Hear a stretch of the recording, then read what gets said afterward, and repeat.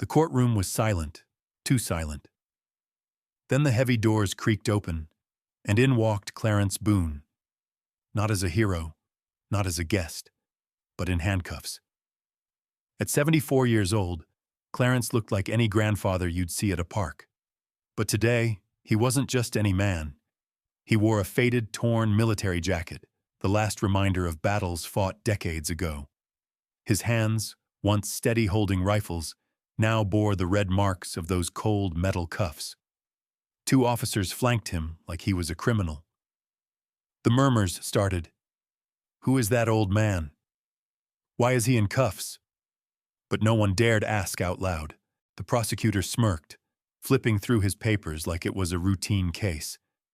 But Clarence's eyes burned with quiet fire. Not anger, not fear. Just the calm certainty of a man who's seen too much to back down. "Move it, boy," an officer hissed. Clarence didn't flinch. He just walked forward, slow, deliberate. And something in that look said, "This time you've picked the wrong man." And just like that, the courtroom shifted. Because this wasn't about what they said. It was about what they were afraid to admit. If this story moves you, please like, share, and subscribe to support more stories that expose truth and fight injustice. Stay with us. The fight has only just begun. The courtroom quieted after Clarence Boone was seated. Judge Rucker peered over his glasses, the air thick with unspoken judgment. But to the people gathered, Clarence was not just a man in cuffs. He was a symbol, whether they realized it or not. Clarence sat still, hands folded gently over the rough cuffs that had marked his wrists. He wasn't a man broken by age or circumstances. His eyes, sharp beneath a deeply lined face, scanned the room slowly, absorbing every whisper and every sideways glance. Years of service had taught him patience, and this moment would be no different. Before the courtroom drama began, few knew Clarence Boone's story. Born in a small Mississippi town during the 1940s, Clarence grew up in a world split by color lines so rigid they could scar your soul. His parents worked hard, his mother in a local diner, his father a factory worker, trying to carve a future for Clarence that was better than their own. At 18, Clarence enlisted in the Army. The Vietnam War was raging, and for many young black men, military service was both an escape and a hope for respect. Clarence wanted to serve his country and prove himself. He trained hard. Early mornings, long marches, and endless drills all built the discipline that shaped the man sitting in that courtroom. He earned his stripes with sweat and determination, quickly rising through the ranks to become a respected squad leader. In Vietnam, Clarence faced battles few could imagine.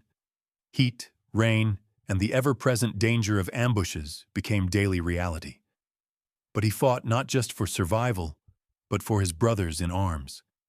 He carried wounded soldiers from the field, shared the last canteen of water, and led missions that saved lives. He earned the Bronze Star and Army Commendation Medal, but more than medals, he earned the trust and respect of those who followed him. After the war, Clarence returned to America carrying the weight of his experiences and scars unseen by the eye. The world he fought for didn't change overnight. Racism and prejudice persisted. He tried to settle in New York City, working various jobs, security guard, cab driver, and eventually a school janitor. But even in civilian life, Clarence found ways to serve. He volunteered to mentor troubled youth, sharing lessons of discipline, courage, and hope. He believed in the power of education and second chances. Clarence's invitation to speak at Elmsridge High was a rare moment of recognition, a chance to tell his story, to inspire a generation that often overlooked the sacrifices of the past. But on that morning, as he waited at Lincoln Park for his ride, a routine act of waiting became a nightmare. Someone saw a black man sitting alone and called the police. Before he could speak, before he could explain, he was surrounded, cuffed, and charged with disorderly conduct. Now, in the courtroom, Clarence's story was about to unfold, not just his past, but the harsh truth of the present. The prosecution's opening was sharp, full of carefully chosen words meant to paint Clarence as a threat. But Clarence remained calm, his voice steady when he finally spoke. "I didn't cause trouble. I was waiting." His lawyer, Amira Brooks, stood next to him, ready to fight. "Ladies and gentlemen," she began, "Mr. Boone is not a criminal. He is a veteran, a teacher, a man who gave more than most will ever understand. What you see here is a man punished not for what he did, but for how he looks." The courtroom murmured, some faces softening. Amira called witnesses, neighbors who knew Clarence as a peaceful man, students who admired his dedication, and even a former commanding officer who testified to his honorable service. When Officer Liam Grant took the stand, his voice trembled as he recounted the arrest. "I was the first to arrive. Clarence wasn't aggressive. He complied when asked for ID. But the other officers, they escalated things." Grant's confession sent ripples through the courtroom. His hesitation, his guilt, painted a picture of systemic fear and prejudice. Clarence listened quietly, the weight of decades reflected in his steady gaze. He wasn't just fighting for himself. He was fighting for every voice silenced by injustice. Outside the courtroom, news spread fast. People rallied, schools organized support groups, and social media lit up with calls for fairness. Clarence's battle was no longer just legal. It became a movement. But through it all, Clarence never lost his composure. He walked with dignity, spoke with honesty, and carried the hopes of many. He was a man forged by war, shaped by hardship, and unbroken by time. And as the courtroom prepared for the next phase, one thing was clear. Clarence Boone was no ordinary defendant. He was a symbol of resilience, courage, and the enduring fight for justice. The morning sun filtered weakly through the narrow windows of Lincoln Park. The chill in the air bit softly at Clarence's weathered skin, but it was nothing compared to the weight pressing on his chest. He sat quietly on a bench near the bus stop, waiting for his ride to Elmsridge High, a talk about courage, service, and sacrifice. His service dog, Rex, lay calmly by his side, ears twitching at the distant sounds of the city waking up. This was supposed to be a routine morning, but routine was a luxury Clarence hadn't known in a long time. From the corner of his eye, he noticed a pair of officers approaching, their steps purposeful, their eyes sharp.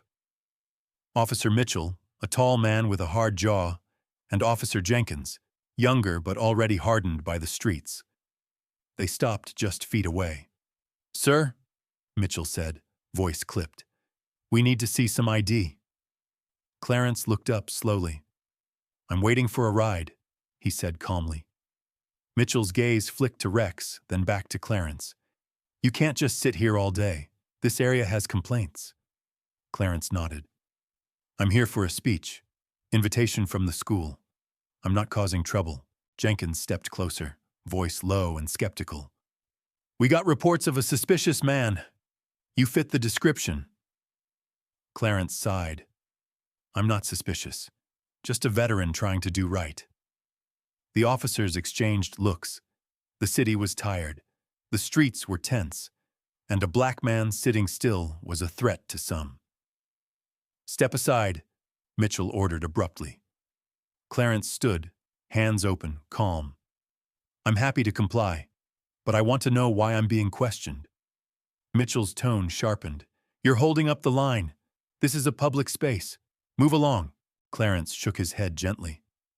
"I have every right to wait here." Jenkins motioned to the squad car. "Sir, we're going to have to ask you to come with us." Clarence didn't resist. He signaled Rex to stay. But the moment his wrists were touched, something shifted. Passers-by slowed, watching the unfolding scene. A woman with a stroller whispered, "Why are they bothering him?" A teenager fumbled for his phone, already recording. Clarence, steady and composed, didn't raise his voice. He didn't fight. He simply said, "I'm a veteran. I can explain." But explanations weren't what the officers wanted. Mitchell grabbed Clarence's arm roughly. "Don't make this harder than it needs to be." Jenkins pulled out the cuffs. The crowd's murmurs grew louder. "Is this necessary?" an elderly man asked. "No, but they're scared," his wife replied softly. Clarence was led away, Rex barking softly behind. As the squad car doors slammed, the weight of injustice settled over the park like a fog. Later that day, news of the arrest spread like wildfire. Social media posts criticized the police. Local activists demanded answers. But for Clarence, it was just another battle. Back at the station, officers whispered among themselves. "Did you see the guy? Metal on his jacket," one said. "Yeah, but still caused a scene," another replied. Clarence sat silent, waiting. He knew this was bigger than one morning. It was about respect, dignity, and the right to be seen. His lawyer, Amira Brooks, called immediately. "We're going to fight this," she assured. Clarence nodded, grateful for her fierce resolve. He had faced worse in combat. Now he'd face this fight with the same courage. At Elmsridge High, students gathered, buzzing with news. A banner read, "Justice for Clarence Boone." His story was becoming a beacon. But in the quiet moments, Clarence thought of Rex, the park, and the weight of waiting. He wasn't just a man in cuffs. He was a symbol. And this was only the beginning. Days passed since Clarence Boone's arrest, but the weight of that morning at Lincoln Park lingered like a storm cloud hanging heavy over the city. For Clarence, the bruises weren't just on his wrists. They settled deep inside, invisible but aching. The first encounter had been rough, but nothing compared to what came next. It was a humid Thursday afternoon when Clarence decided to visit Rex's favorite spot, a quiet patch in the park near his apartment, where the dog could roam free and stretch after weeks of leash and tension. As Clarence walked along the cracked pavement, a familiar voice called out sharp and cold.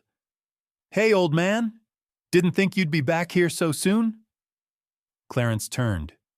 It was Officer Mitchell, the same one who'd been part of his arrest. Beside him stood Officer Jenkins, smirking like a cat who'd just caught its prey. Clarence's heart sank, but his posture stayed tall. "What do you want?" he asked, voice calm but firm. Mitchell took a step forward, eyes hard. "We've had reports of suspicious activity around here. Thought you might be up to no good." Clarence's eyes narrowed. "I live here. I walk my dog here. Suspicious activity? That's you making trouble." Jenkins laughed, loud and harsh. "Careful with that mouth, old-timer. You're lucky you're still walking free." Mitchell wasn't done. "Step aside. We need to check your ID again." Clarence held his ground. "I showed you my ID days ago. I'm not going anywhere."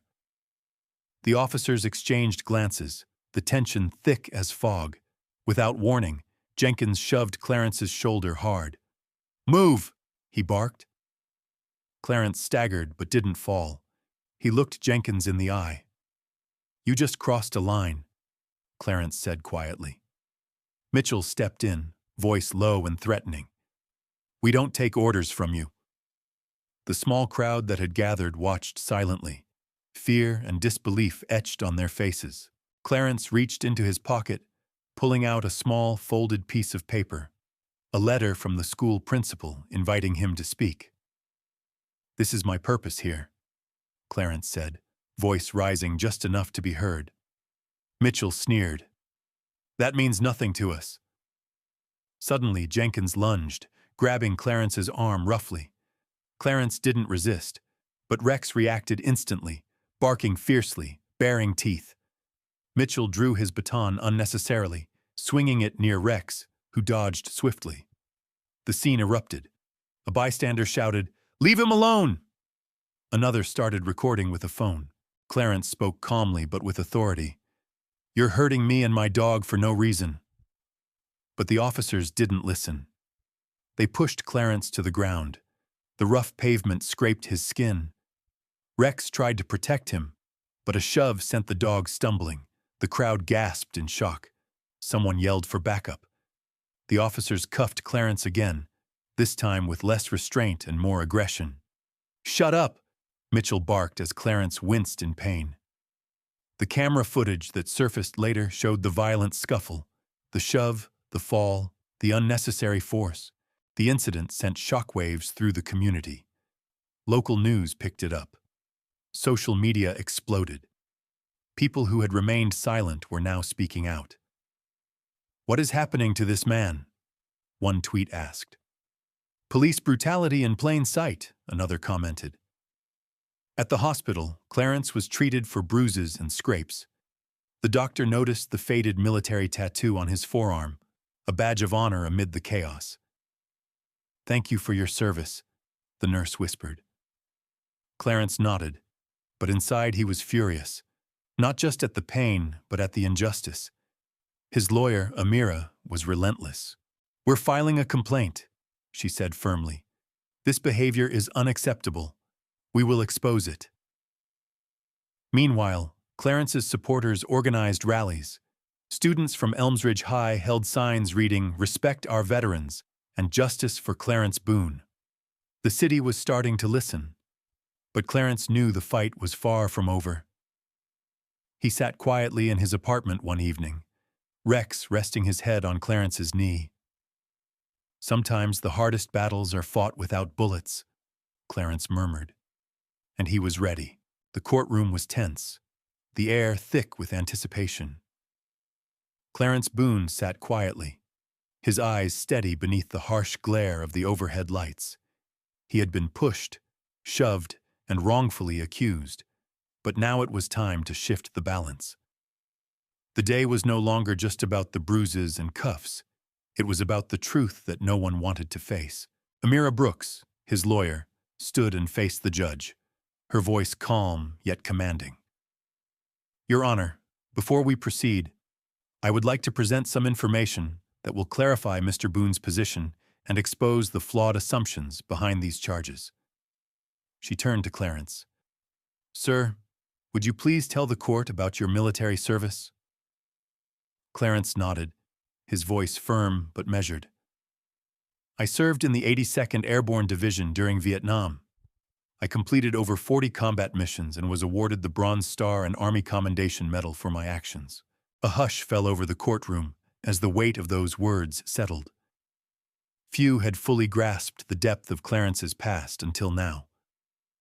"May I ask, sir," Amira continued, "do you recognize the officers who arrested you?" Clarence's eyes flicked toward the prosecution table. "Yes, I do." "Have you had prior confrontations with them?" "Only that day in the park, but they treated me like a threat despite my compliance." The judge shifted, his expression unreadable. Amira raised a folder and slid it across the table.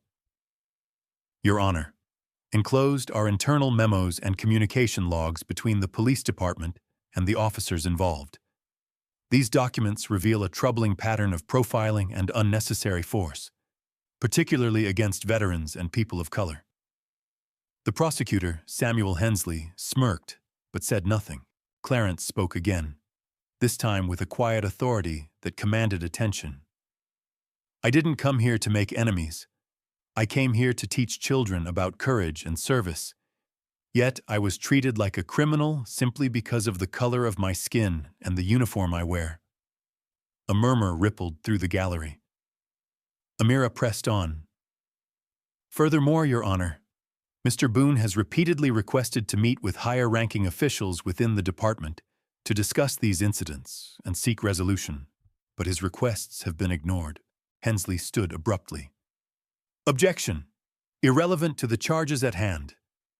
The judge held up a hand. "Sustained. However, the court will consider all evidence relevant to the defendant's character and conduct." Amira returned to her seat, nodding slightly. Clarence exhaled slowly, the years of silent endurance gathering in his chest. He looked toward the gallery where faces showed a mixture of sympathy and growing awareness. Then, something shifted. One of the officers present in the courtroom, Officer Grant, was called to the stand. His hands trembled slightly as he approached the microphone. Amira's voice softened. "Officer Grant, can you describe the events of the day you arrested Mr. Boone?" Grant swallowed hard. "I was first on the scene. Clarence was sitting calmly with his service dog. I asked for his identification, and he complied immediately." "And did he threaten you in any way?" "No, ma'am. He was respectful." "Then why was force used?" Grant looked down, ashamed. "Another officer escalated the situation before I could intervene. I didn't stop it. I froze." A silence filled the room that no words could break. Clarence nodded subtly, acknowledging the weight of that confession. Amira pressed one final point. "Officer Grant, do you believe Mr. Boone was a threat?" "No, ma'am, he was not." The judge looked toward the prosecution, whose smirk had faded. The courtroom was no longer just a place of accusation. It had become a stage for reckoning. Clarence's calm, measured words and the officer's honesty began to dismantle the narrative built against him. And with every testimony, the invisible walls of prejudice started to crack. The courtroom lights seemed harsher that day, as if the truth itself was casting a sharper shadow. Clarence Boone sat quietly, the air around him charged with tension and expectation. He had spoken plainly, revealed his past, and now the weight of undeniable evidence was about to tip the scales. Amira Brooks rose again, her eyes scanning the room with fierce determination. "Your Honor, we are ready to present further evidence that confirms Mr. Boone's character and exposes the misconduct of those who arrested him." She motioned to a court officer who wheeled in a large monitor, positioning it carefully for all to see. "First," Amira said, "I call your attention to this body camera footage from Officer Mitchell, one of the officers involved in Mr. Boone's arrest." The screen flickered to life. The room watched in silence as grainy video played. Clarence sat on a bench in Lincoln Park, hands resting calmly, Rex by his side. Suddenly, Officer Mitchell approached, voice sharp but unseen by the camera. Clarence complied immediately when asked for ID, but the footage showed an abrupt change. Officer Jenkins appeared, his movements aggressive. The video captured Jenkins shoving Clarence hard, knocking him off balance. Rex barked protectively. Mitchell's baton was drawn and swung near the dog, barely missing it. The crowd in the courtroom gasped quietly. Amira's voice cut through the silence.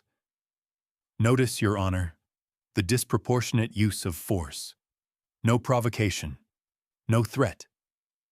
The prosecutor, Samuel Hensley, leaned forward, trying to mask his discomfort. Amira continued. "Now, we present bank records, Mr. Boone's military service badge, and community commendations, all verifying his honorable life and ongoing commitment." A stack of documents appeared on the judge's desk, and Amira handed over folders to the court clerk. "Additionally, Your Honor, here is the transcript of a 911 call from a bystander during the arrest, which clearly states that Mr. Boone was sitting peacefully and posed no threat." Judge Rucker's eyes scanned the evidence carefully. He looked up, voice measured. "This evidence will be entered into the record." Amira nodded solemnly and turned toward the gallery. Clarence's supporters, family, students, community leaders, watched with hope rising. Suddenly, a phone rang loudly from the back. The judge signaled for silence. Amira smiled faintly, her composure unbroken.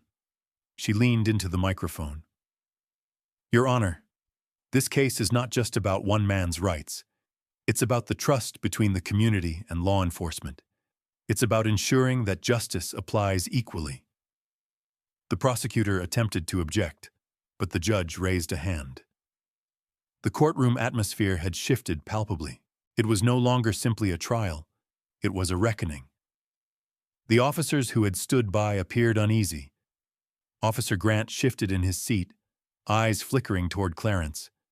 Outside, news vans lined the street, reporters ready to broadcast developments. Social media exploded with clips from the hearing. The community began rallying louder. Back inside, Clarence's voice, calm yet resolute, filled the room. "I'm not here to sow division," he said, "but to demand respect earned through service, sacrifice, and truth." Amira added, "Your Honor, we ask for not just acquittal, but a public acknowledgement of the wrongs committed." The judge looked around the courtroom, weighing the evidence and the weight of public scrutiny. He cleared his throat, preparing to speak. At that moment, the courtroom doors opened quietly. 2 federal agents stepped in, their badges gleaming. Agent Ramirez approached the bench, voice steady but carrying authority. "Your Honor," he began, "due to evidence of systemic civil rights violations uncovered in this case and others, this court is now under federal review." Gasps echoed softly throughout the room. Judge Rucker nodded, visibly shaken. The prosecutor's face tightened. Amira looked at Clarence, a silent nod passing between them. The tide was turning. Clarence Boone was no longer just a man in cuffs. He was the spark igniting change. The announcement of the federal investigation into the courthouse was just the beginning. The tide was turning, but those who clung to power were not ready to surrender quietly.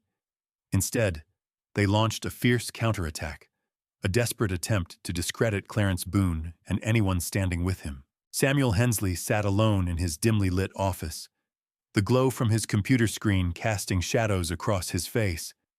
He scrolled through social media feeds and news articles, his jaw clenched tight. Support for Clarence was exploding online, with hashtags like "Gosh, Justice for Boone" trending and rallies planned across the city. The public's sympathy was shifting fast, and Hensley knew his carefully constructed narrative was unraveling. "Get me everything on Clarence Boone," Hensley barked into his phone. "Dig up his past, every scrap of dirt, no matter how old. We're going to hit him where it hurts." Within hours, a smear campaign spread like wildfire.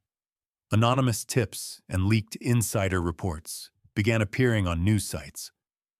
Old accusations were resurfaced and distorted, turning Clarence's honorable military service into a target of suspicion. Video clips were edited and shared with malicious intent, snippets showing tense moments from the arrest, stripped of context and framed as aggressive behavior. On social media, trolls and bots flooded comment sections, attacking Clarence's character and even harassing Amira Brooks, his dedicated attorney. The abuse was vicious, ranging from veiled threats to outright racist insults. But through it all, Clarence remained silent in public, his focus unshaken.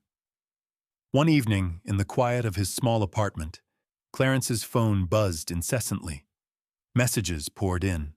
Not all were supportive. Threats and hateful words mixed in with the encouragement.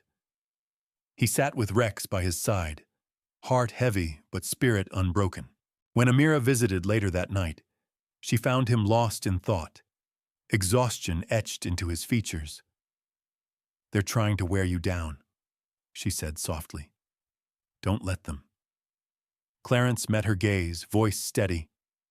"I survived wars. This is just another battle."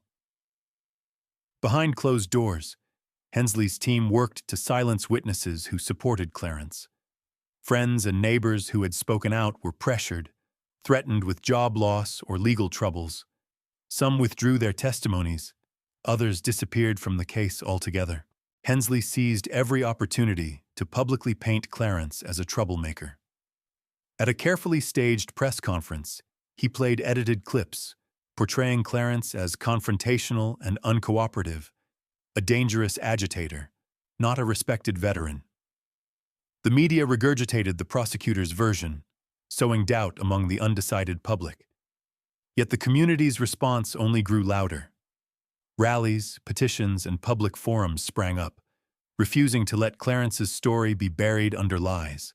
In court, Amira filed motion after motion demanding transparency and accountability. "This isn't just about one man," she told the judge. It's about a system that tried to crush the truth. Judge Rucker, though visibly uncomfortable, allowed the legal battle to continue. The courtroom atmosphere thickened with tension, the fight for justice now a marathon, not a sprint. Clarence drew strength from the outpouring of support. Letters from fellow veterans, grateful students, and ordinary citizens reminded him why the fight mattered. One letter stood out. A young soldier recovering from injuries wrote, "You taught me what courage really looks like." On quiet nights, Clarence would stroke Rex's head and whisper, "We're almost there, buddy. Hold the line." The opponents had struck back hard, but Clarence Boone and Amira Brooks were not backing down. Justice wasn't done yet. The battle for Clarence Boone's justice had raged for weeks. The courtroom was no longer just a place of legal proceedings. It had become the battleground for a truth too long buried beneath prejudice and silence. The city outside was buzzing with the kind of restless energy that comes when people start to see cracks in the system. And those cracks were about to widen. It began with a video.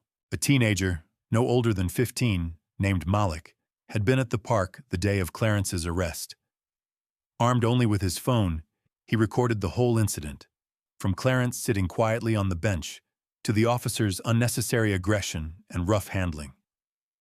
The video, unedited, raw, and real, was uploaded anonymously to social media. The moment it went viral, everything changed. The footage showed clearly what the official body cam videos had obscured. The shove, the unnecessary force, the harsh treatment Clarence endured despite his calm compliance. Suddenly, the narrative spun by the prosecution and echoed by media outlets began to unravel. Local news stations picked up the video, broadcasting it with headlines questioning police conduct. Community leaders cited it as undeniable proof of misconduct. In the courtroom, Amira Brooks rose confidently, her voice steady with renewed vigor. "Your Honor, this video contradicts the evidence presented by the prosecution and confirms that Mr. Boone was the victim of unwarranted aggression," she declared, sliding a copy toward the judge. The judge, a man worn by years of legal battles but visibly shaken by this new development, nodded slowly. But that was just the beginning. Following the video's release, other pieces of hidden evidence surfaced. A file labeled irrelevant in the police archives, discovered by a young legal clerk, was brought to light. It contained internal complaints filed against the officers involved in Clarence's arrest, spanning years of similar accusations that had been swept under the rug. The complaints described repeated instances of racial profiling, excessive force, and abuse of authority. Meanwhile, at the hospital where Clarence had been treated for bruises, a nurse who had witnessed the aftermath stepped forward. "I was there that day," she told a local reporter. "What happened to Mr. Boone wasn't justified. He didn't fight. He didn't resist. He was just a man doing his best to be heard." Her words carried weight. Even the janitor at the courthouse, who had been quietly cleaning the halls for decades, spoke out. "I saw the way they treated him," he said, voice low but firm. "It wasn't right." These voices, once dismissed or ignored, began to weave together into a powerful chorus demanding accountability. Inside the courtroom, the prosecution's case faltered. Witness after witness recanted or softened their statements under the pressure of this mounting evidence. Public opinion shifted palpably. The judge called a recess, the first in what felt like an eternity. Clarence sat back, exhaustion clear on his face, but a faint smile played at the corners of his mouth. Outside the courthouse, the community gathered, holding signs, chanting, hoping. This was more than a trial now. It was a reckoning. But even as the walls around Clarence crumbled, he knew the road ahead would be long. Amira leaned in, whispering, "We've cracked it. Now we finish it." Clarence nodded, feeling the strength of every hand raised in support, every voice lifted in truth. The unraveling was underway, and no lie could hold forever. The courthouse sat heavy with tension, but it was a different kind of weight now. the weight of inevitability. After weeks of relentless pressure, mounting evidence, and growing public outcry, the walls of denial were finally beginning to crumble. Clarence Boone's fight was nearing a turning point, not just for himself, but for an entire system that had long been propped up by silence and complacency. Inside the courtroom, Judge Rucker sat behind the bench, his expression somber as he reviewed the mountain of evidence that had been laid before him. The file was thick: unedited videos, internal complaints, testimonies from nurses, janitors, community leaders, and even reluctant officers who could no longer ignore the truth. The prosecution's narrative was unraveling before everyone's eyes. At the defense table, Amira Brooks sat upright, her eyes sharp and focused. Clarence sat beside her, his hands folded calmly, though his heart raced with a mixture of relief and apprehension. This was the moment when the system would either bend toward justice or show its true face. The judge finally cleared his throat and addressed the courtroom. After careful review of all evidence, testimonies, and the video footage recently submitted, it is clear that the actions taken against Mr. Boone were not justified under the law. This court recognizes the harm caused to Mr. Boone and the community's trust in our justice system. Murmurs rose among the gallery, whispers of shock and relief blending together. Judge Rucker continued. Effective immediately, the charges against Mr. Boone are hereby dismissed. Further, I am ordering a full internal investigation into the conduct of the officers involved, and the department shall issue a formal apology. The words hung in the air like a breath of fresh air after a long storm. Outside, news crews flooded the steps of the courthouse. Headlines blared across screens and newspapers alike. Justice served for veteran wrongfully arrested, systemic failures exposed, and community wins against injustice. But the fallout went deeper than just Clarence's case. Within days, the police department issued a public apology. High-ranking officials faced intense scrutiny. The two officers directly involved were placed on administrative leave pending investigation. More startlingly, reports surfaced that a class action lawsuit was being organized by civil rights attorneys, representing dozens of others who had suffered similar mistreatment. The city's leadership scrambled to contain the damage. Policies on racial profiling and use of force were reviewed and swiftly amended. Clarence, however, remained humble throughout the upheaval. He declined all interview requests, choosing instead to focus on healing and rebuilding.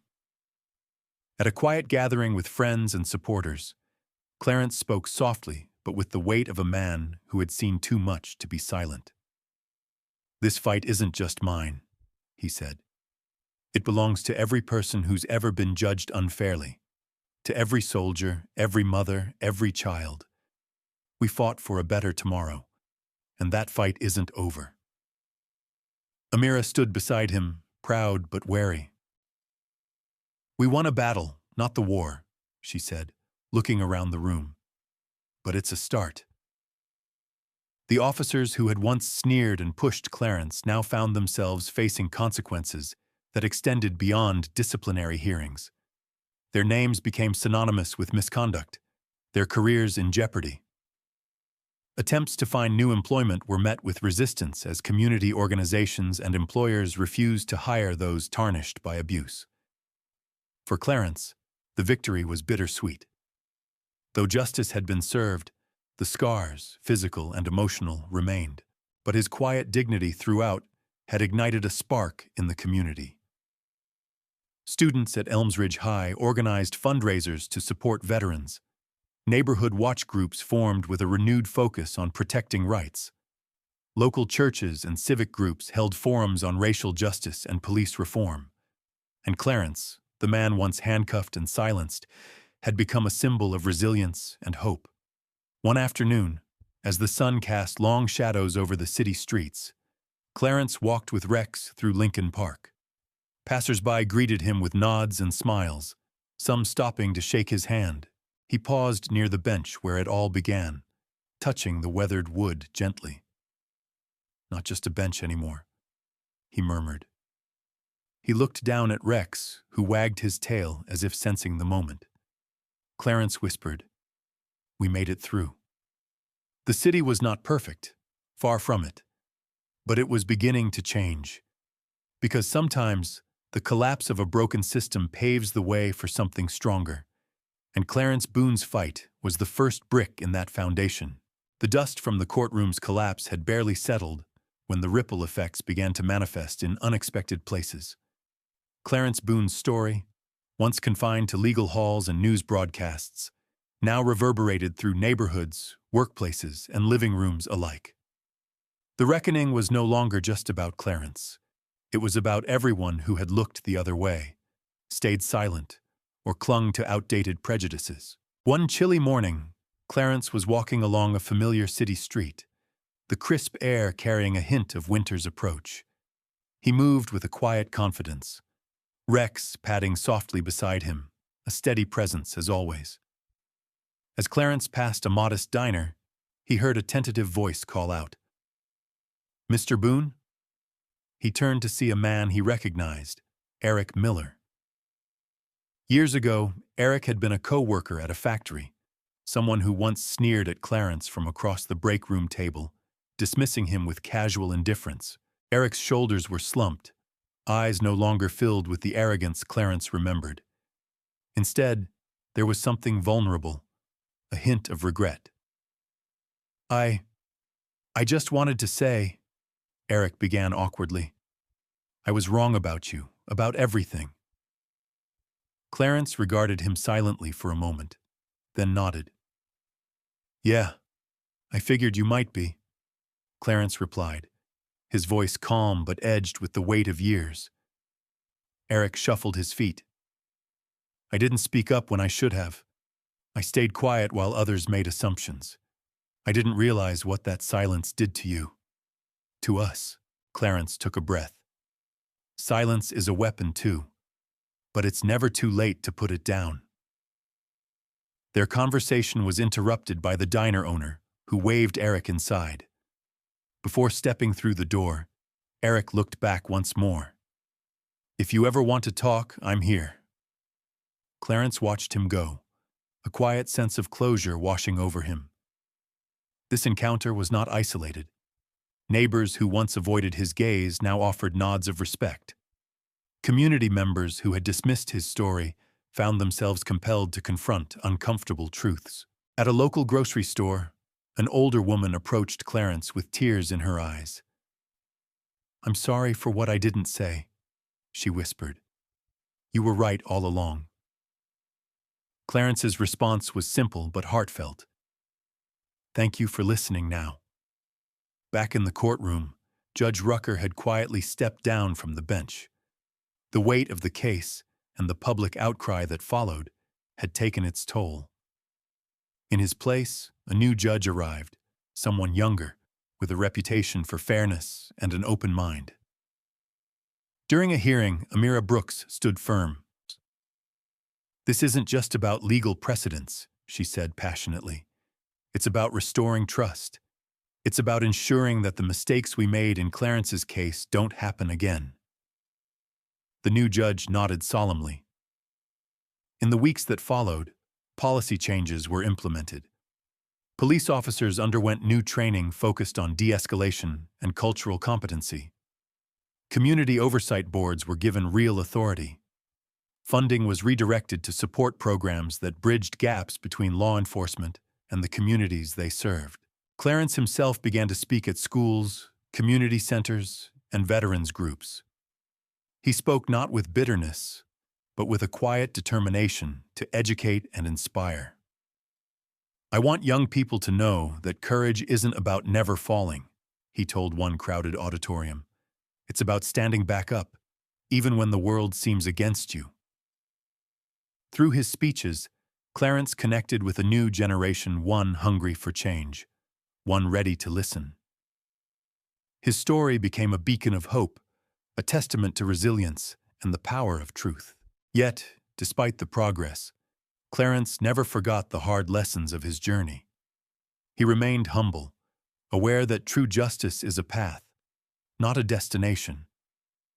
And as he walked the streets with Rex by his side, he carried with him a quiet pride, not for what he had endured, but for what had finally begun. Years had passed since the courtroom drama that changed Clarence Boone's life and rattled the foundations of a broken system. But for Clarence, the story was far from over. The final chapter wasn't about closure. It was about enduring legacy, quiet dignity, and the slow but steady march toward justice that outlasted headlines and legal rulings. On a crisp autumn morning, Clarence found himself standing once again outside the old Crestfield High School auditorium. The same building where he had first come to speak to young students about courage, honor, and service, only to be met with suspicion and hostility. The walls seemed smaller now, but the memories lingered like a soft echo.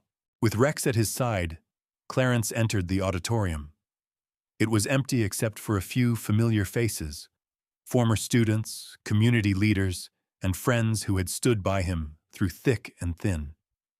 The air was filled with the faint scent of polished wood and anticipation. He moved slowly toward the stage, the worn soles of his shoes barely making a sound. When he reached the podium, he paused, hands resting gently on its edges, and looked out over the room. His voice, when he spoke, was low but steady. I came here years ago with a simple message, that courage isn't always loud. Sometimes it's quiet. Sometimes it's the strength to stand when no one is watching. He smiled softly, the lines on his face deepening. Back then, I was just a man trying to be heard. Now, I'm a part of a story much bigger than myself. The room remained silent, every eye fixed on him. I'm not here to tell you the story ended well, because it hasn't. Not yet. But the story continues, in every choice we make, every voice we raise for what's right. Clarence stepped away from the podium and walked down the aisle. The faces in the crowd reflected hope, respect, and a shared commitment to the future. Outside, the world was still imperfect. Racism, injustice, and inequality persisted. But Clarence's journey had shown that change was possible, slow, painful, but real. At a nearby bench in the schoolyard, Rex lay quietly, tail wagging as children approached to pet him. They laughed and played, unaware of the battles fought for their future.